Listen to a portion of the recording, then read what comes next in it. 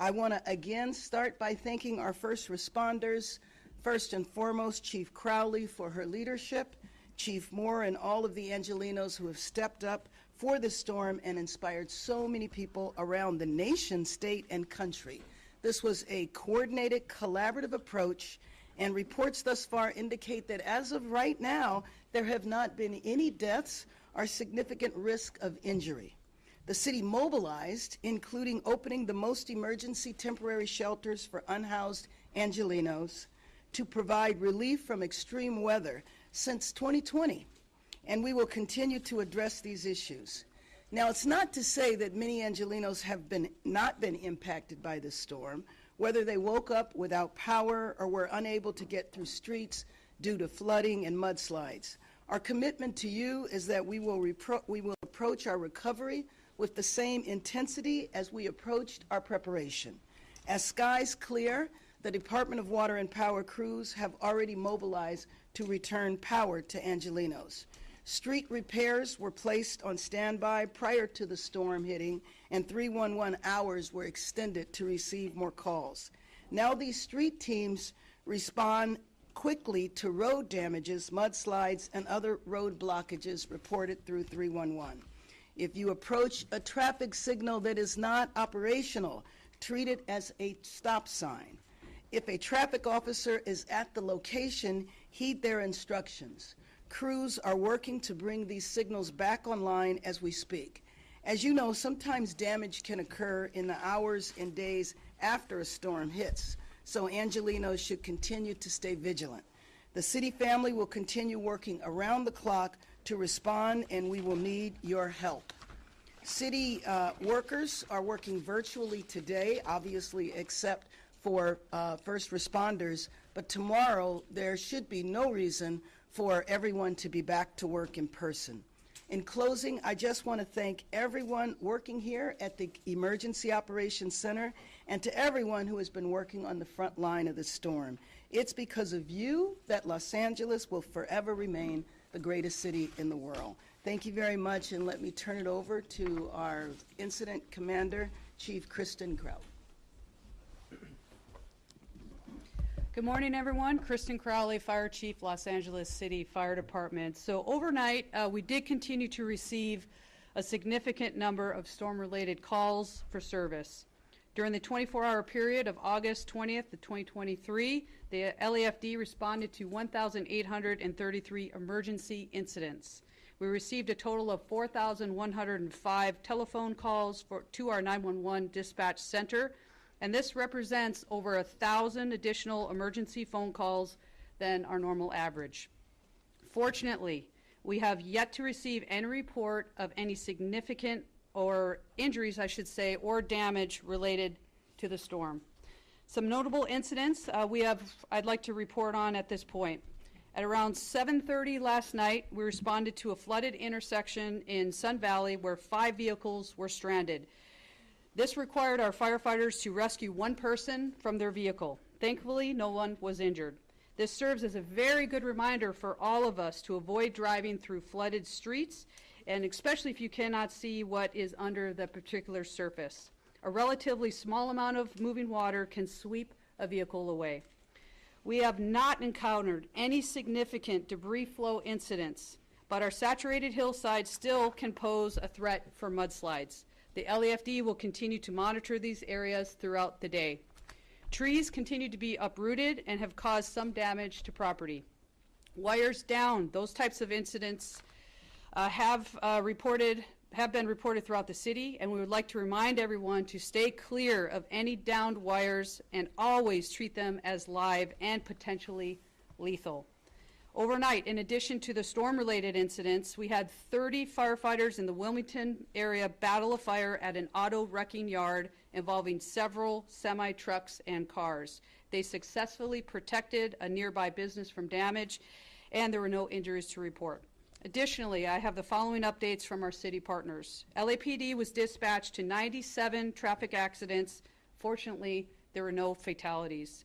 The Sepulveda Basin in the San Fernando Valley remains flooded, and the Department of Transportation will continue to keep the surrounding area roads closed, specifically Burbank Boulevard between the 405 Freeway and Havenhurst Avenue, and Woodley Avenue between Victory Boulevard and Burbank Boulevard.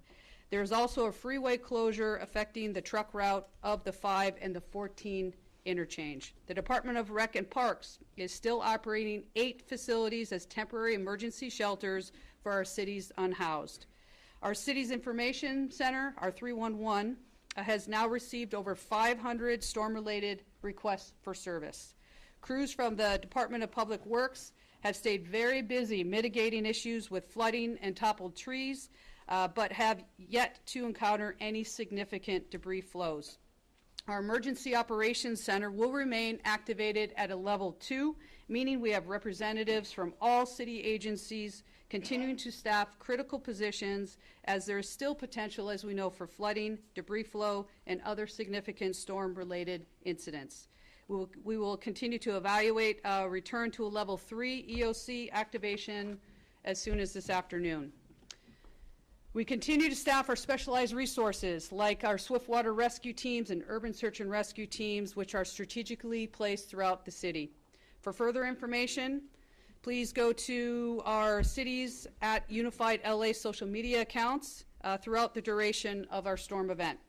I'd like to thank Mayor Bass for her leadership, and thank all of our city departments here who are represented, our elected leaders, as well as our state and county partners for their collaboration and continued support as we will focus our public safety priority within the city. As the storm exits the Los Angeles area, all city departments will continue to assess the impacts of the storm.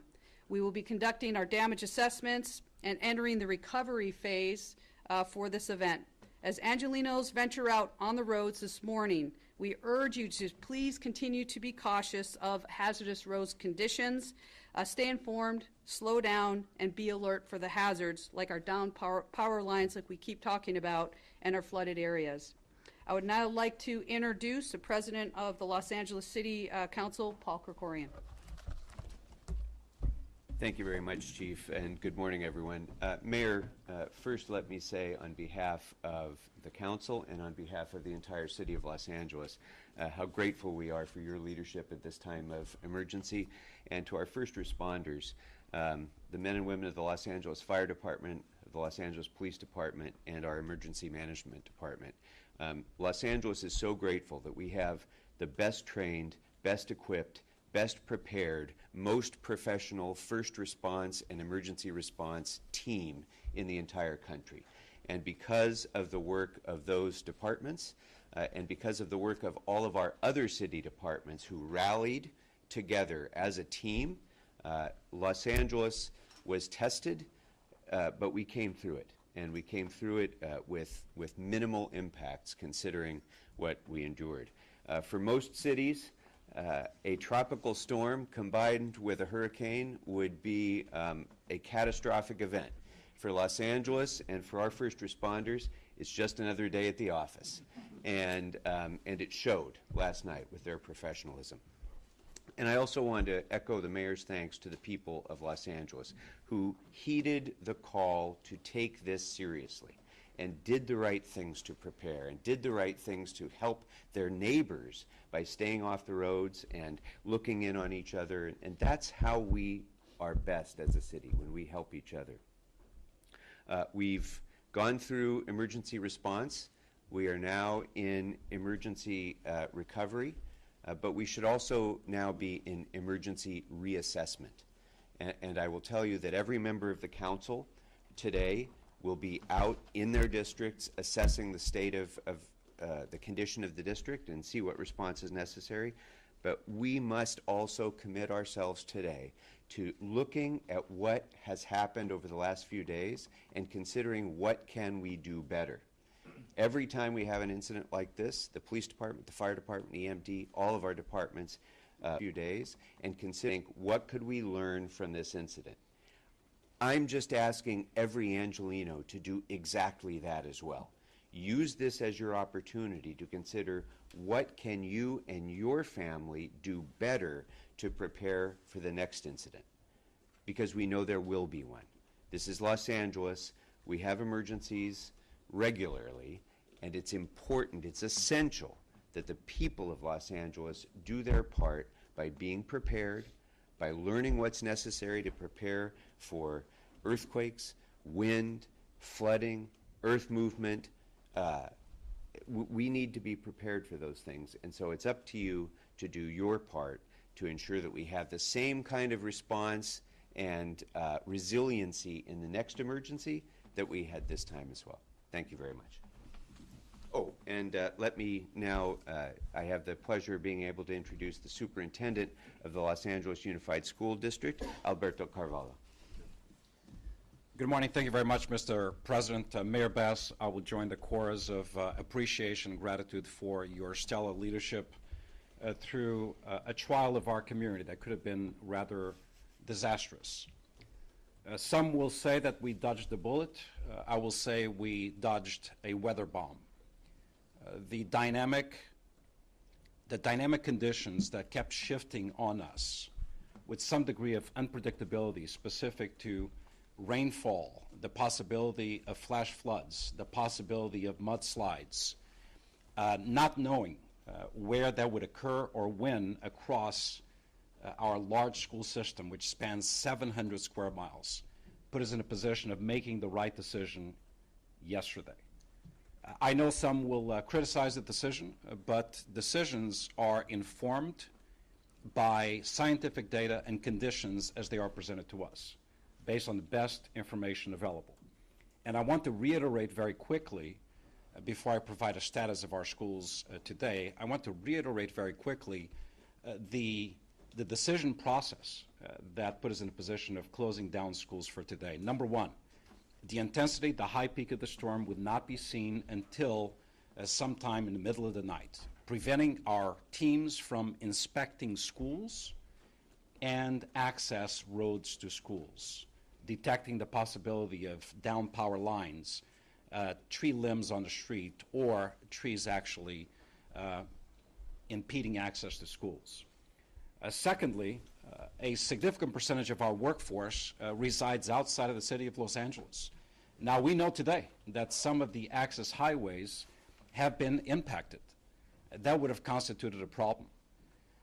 In addition to that, recognizing the fact that a lot of our students walk to school, the fact that some of our students usually take the street as early as 6 to 7 a.m., without the ability of conducting those necessary inspections, it would have been reckless for us to make a different decision.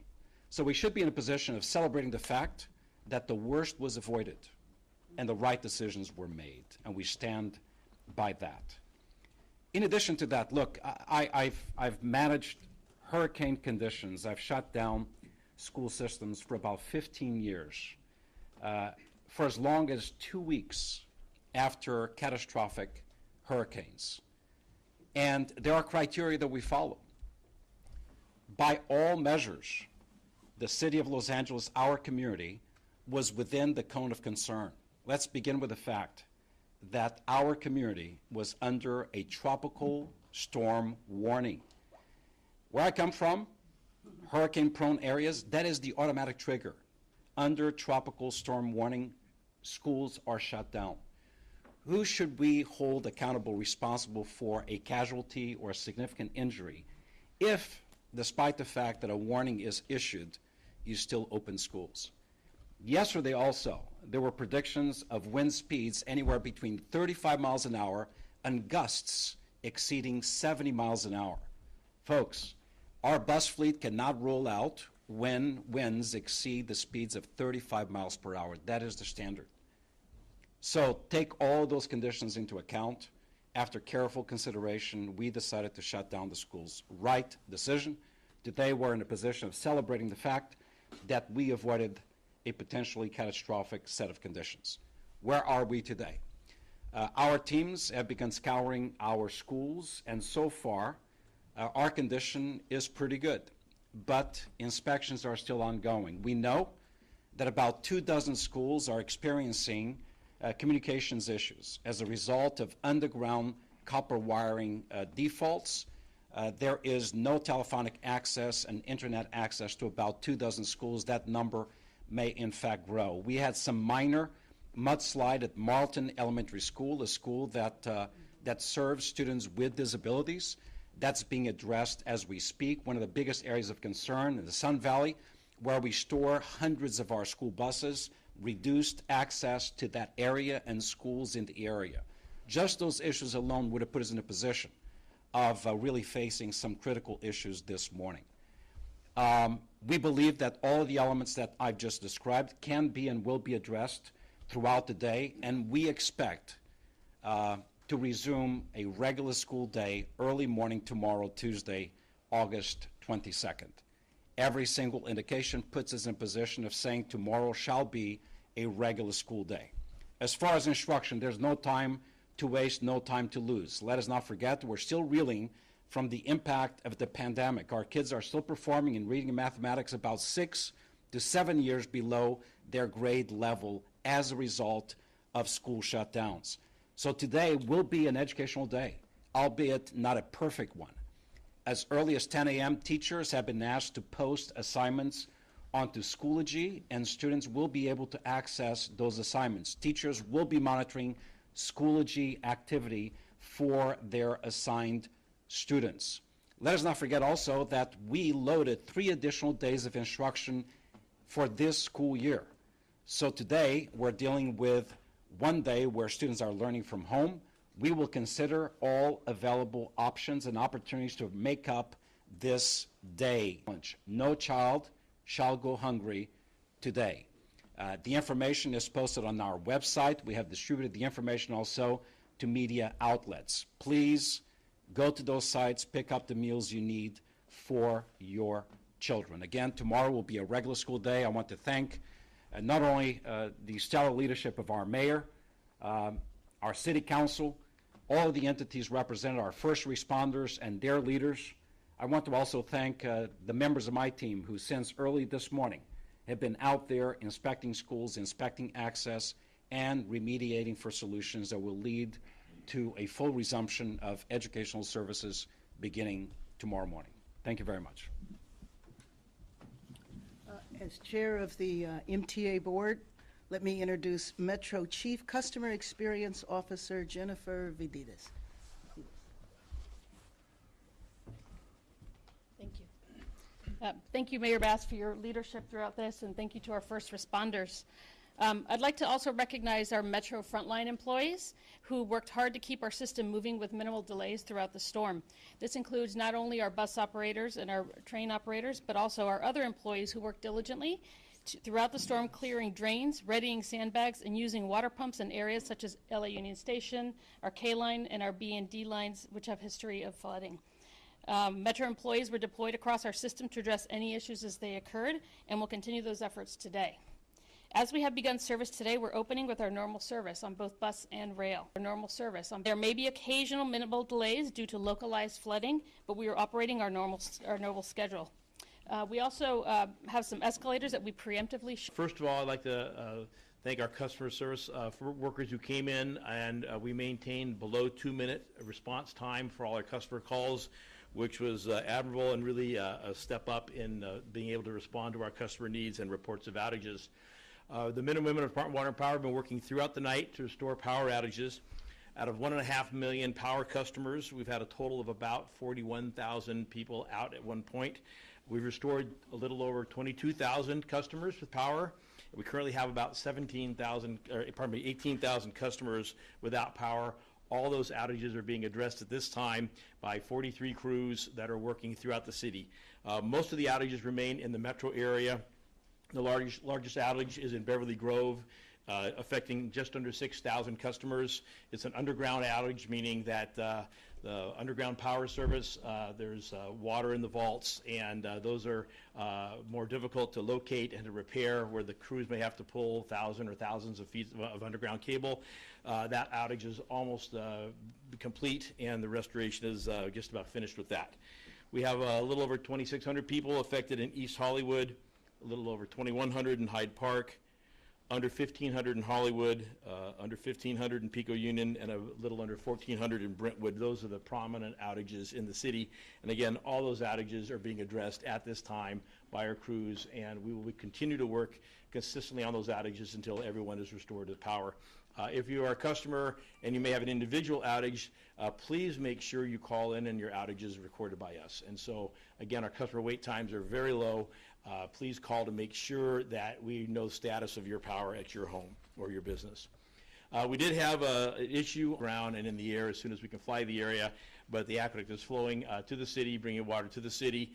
We are assessing damage and damage on the stream diversion facilities. So thank you very much, and we'll continue to update you and update our customers. All data is available online for our customers, or you can call 1-800-DIAL-DWP for a status of your outage. Thank you. Now we have Ariel Cohen from the National Weather Service. Thank you. Good morning, everyone. My name is Ariel Cohen, and I'm the meteorologist in charge at the National Weather Service office in Los Angeles, Oxnard. And I have a very special job because I get to supervise a staff of incredibly talented professionals, experts who are so passionate about protecting all of the residents of Los Angeles and our jurisdictions in Southern California. Everyone who comes to work every single day brings an attitude, a passion, enjoyment for being able to serve and protect and work with all of our partners, first responders, our mayor's office, all of the elected officials, everyone to work together to keep everyone safe. And it was only a few days ago before we all walked into one of the most significant weather events of our lives, something that makes meteorologists. Many meteorologists can pinpoint an event that was just so off the charts that drew them into this field, and this Hilary was the first tropical cyclone to directly impact Southern California since the 1940s of tropical cyclone, tropical storm winds, wind damage, trees coming down, power lines coming down, flash flooding, mudslides, debris flows. It's no coincidence that we did not end up having significant casualties. This came from preparedness. This came from the efforts of all of the women and men and everyone involved in keeping people safe. I am so proud to be in a leadership role for an office that's so deeply connected with everyone here. And I just want to say thank you. Thank you to everyone for being a part of this.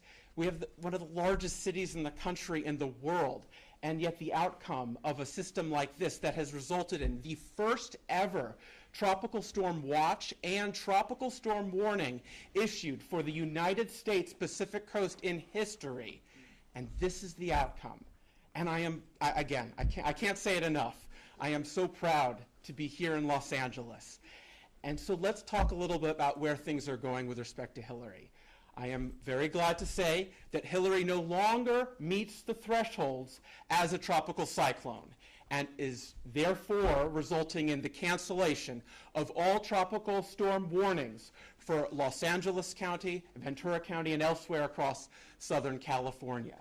This is definitely a very good situation as we go into the recovery phase that has been mentioned. And there is still going to be some water on roadways. There's still going to be the remnant debris flows and rock slides and mudslides that we need to be careful of. But we are past the brunt of the impacts at this point. We are past the time period where we were getting prepared. We have in greater Los Angeles. And you know, under the leadership of our mayor, we have such a great opportunity to take this event and understand what it means to be prepared and the work that we put into it, all of the expertise that everyone brings to the table to keep people safe, and then everyone who listens to the message that provided by the National Weather Service, our media partners, again, emergency managers, when we're all working together, when we all come up with plans, practice those plans and put those plans into place, we will be able to be safe from any vulnerabilities that may come our way. And as we know, since the atmospheric river events, we can get a lot of very destructive weather here in Southern California. It's not always sunny SoCal. Tornadoes, blizzards, flash flooding. And so when we know our vulnerabilities and we work together to be prepared, things don't come up as a surprise. We're ready, we're safe, and we're protecting lives and property. Thank you. And next, I'm going to introduce Los Angeles Fire Department, David Ortiz.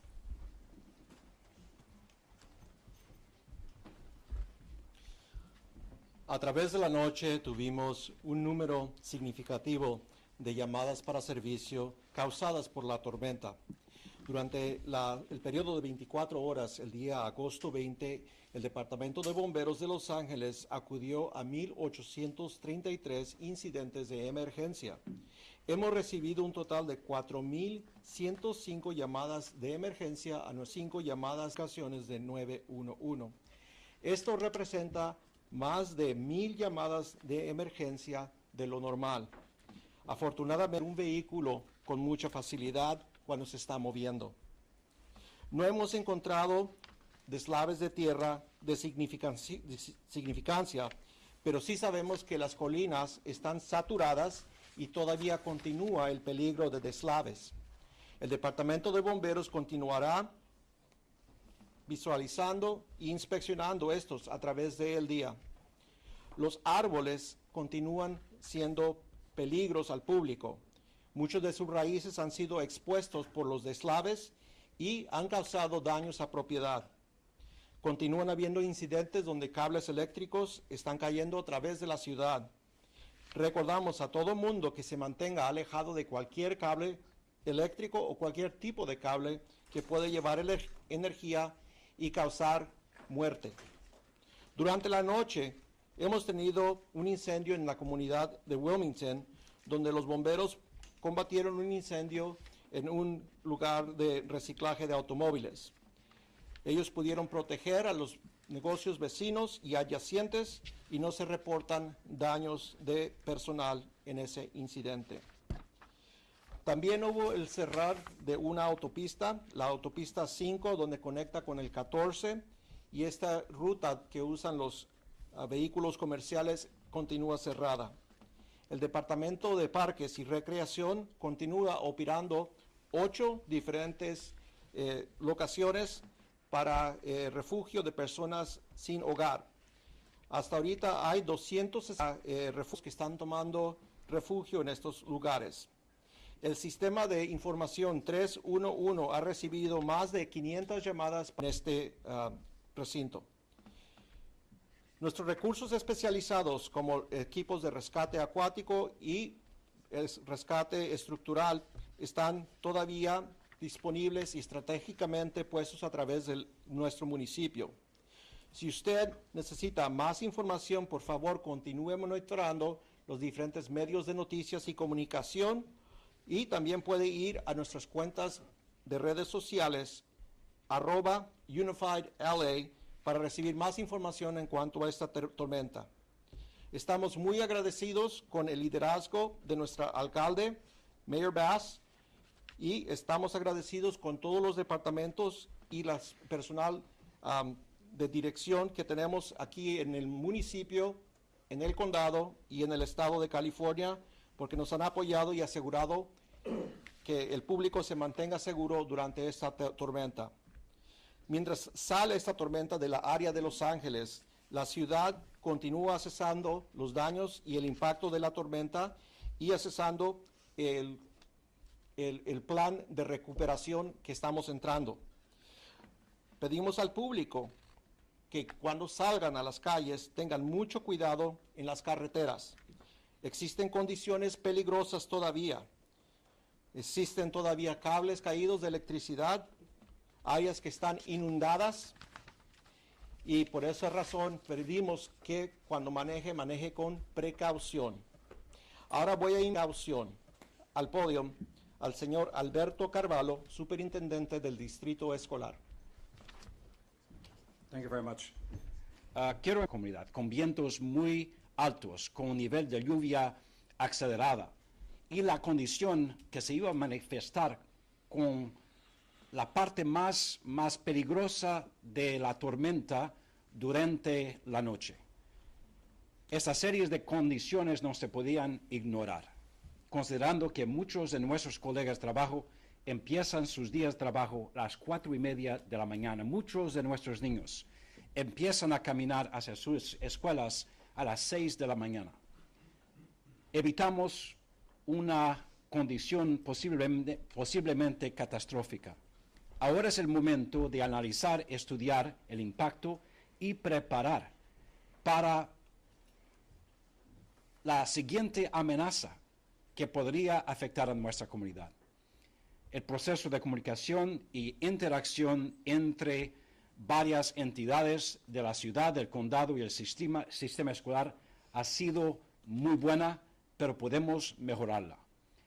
Hoy es un día de estudio para nuestros niños. Empezando a las 10 de la mañana, nuestros maestros están utilizando los métodos virtuales para crear una condición de aprendizaje para nuestros niños con todos los recursos digitales necesarios. Entre las 11:30 de la mañana hasta las 2 de la tarde, tenemos 13 escuelas abiertas para una distribución de comidas gratis para los niños en nuestra comunidad. Sumamente importante considerando que un 80% de nuestros niños viven en condiciones de pobreza. Estamos continuando nuestro proceso de inspección. Evitamos posiblemente condiciones catastróficas para nuestra comunidad. Ahora es el momento de preparar para el próximo incidente de una manera de colaboración con las entidades representadas aquí hoy. Once again, I want to thank our mayor. En español, quiero agradecer a nuestra alcaldesa, al jefe de policía, al jefe de departamento de fuego y todos los líderes comunitarios representados aquí que fueron responsables por un nivel de colaboración sin precedente. Muchas gracias. MTA Customer Experience Officer Jennifer Vidas. Primero le quiero agradecer a la alcaldesa Bass por su liderazgo. Me gustaría reconocer primero a nuestros empleados de primera línea quienes han trabajado afanosamente para mantener el sistema de metro funcionando. Esto no solo incluye a nuestros operadores de autobuses y de trenes, pero a nuestros empleados quienes han trabajado arduamente limpiando alcantarillas, preparando bolsa de arena y utilizando bombas para sacar el agua en áreas tales como Union Station, la línea K y la línea B, la roja, que tiene una historia de inundaciones. Los empleados fueron desplegados en todo el sistema para resolver cualquier problema que suceda y hoy continúan con esa tarea. Al comenzar hoy nuestro servicio, estamos iniciando con un servicio normal de trenes y de autobuses. Vamos a tener ocasionalmente demoras mínimas debido a inundaciones, pero vamos a funcionar con un horario normal. Las escaleras eléctricas que fueron apagadas de forma preventativa. Thank you for your open communication, and there's nothing better we want to report than no lives lost after a situation like this. Absolutely. So now comes the evaluation. Michelle Bass from NBC. What would you grade yourself now with this? What would you grade the execution? Well, I would grade the execution under the leadership of our Chief of Fire, Incident Commander, A+. Thank you. High grade. Thank you. Well done. Superintendent Carvalho, you mentioned one school suffered damage due to a mudslide. Can you repeat the school name and what kind of damage was sustained or how it was associated to the mudslide? Is Marlo over? So there was no damage to the school. There was some degree of access impediment as a result of a mudslide. My understanding is actually, I was checking my phone, it's already been cleared, so we're ready to go for tomorrow. This school is Marlo Elementary, which serves a large population with disabilities. For Chief Crowley, you mentioned 4,000 calls. You mentioned 4,000 calls. What did you say that is compared to normal? And also, can you put the 100 accidents in perspective? Sure. So what we did see in overall call volume was 1,000 calls over our normal average. On a 24-hour basis, the LAFD responds to, on average, between 1,500 calls, maybe a little less, So we ran far over that, and as expected, that's why we wanted to lean forward to make sure that we actually overstaffed and we upstaffed, especially our specialty apparatus, which is really important, swift water, urban search and rescue, and even additional engines and No significant risk. I wasn't sure about the phrasing and what that meant. Right, absolutely. So the injury side is on the reported injuries where it was specifically connected to the weather event. Let me just be very clear. So on average, throughout the city anyway, we have injuries. We have normal falls. We have trips. We have accidents. But anything that was specifically tied to the weather-related incident, there was nothing significant to report. So no significant injuries. Correct. All right. Also, you were talking about this being an A+, but I was wondering, do you feel like this storm was much smaller than you expected? I mean, I have spoken to a number of people who were like, wow, that seemed like not as bad as like a winter storm. Everybody lived through the many, many weeks of inundation. Was this sort of a dud in the end? Right, I'll speak on that, and obviously Madam Mayor will as well. And I do appreciate the confidence with an A+, but with that, I'll be very clear. From the public safety entity and the city entity, we're always looking for room to improve. We are doing a deep dive. We are doing after actions because there's always areas where there's gaps in our service. There's more efficiencies to build into our system. And the more we exercise this, in regard to disaster preparedness across the city and with our city departments, there's always room to improve. So we'll continue to push forward, and I can promise you that, and I can promise the mayor that as well. And let me just say, that really wasn't a flippant response on my, really wasn't a flip of the chief. She pulled us together days in advance when it was difficult for all of us to see this actually is going to happen. Stay out of the water. And again, that mindset of keeping yourself safe doesn't stop. It's an everyday mindset for all of us. So just with the advice from the professionals, stay out of the water for 72 hours. At that point, yes, we're going to have a couple days of sun and we're going to start to dry out. But that's the advice that we're giving, is stay out of the water for 72 hours. Also, one question go ahead. for the National Weather Service Yes. guy. Enthusiastic. So a lot of us were glued to our computers looking at the storm track, and we kept looking at the storm track and thinking like, ooh, it's going to be like east of Riverside, west of Palm Springs. That thing's going to go right up through the middle of the desert. And suddenly we're like, it's over LA. Wait, what? What happened? What did happen? The main message is that the impacts from the storm extend far away from the actual center line of the track. They can extend for hundreds of miles away. And there's a lot of uncertainty in exactly where this fine line goes. And that's, again, just brings about the importance of being ready for these potentially dangerous impacts that extend over a big area. Focusing on the center line track can be very misleading for the preparedness actions that you need to take place to be ready. All right. On that note, thanks so much, everybody. Our next update is going to be via paper after this press release. There will be one at 2 at press conference. After that, there will be a 2 p.m. paper update, and then one in the evening. Right now, there's no follow-up update from the voting schedule.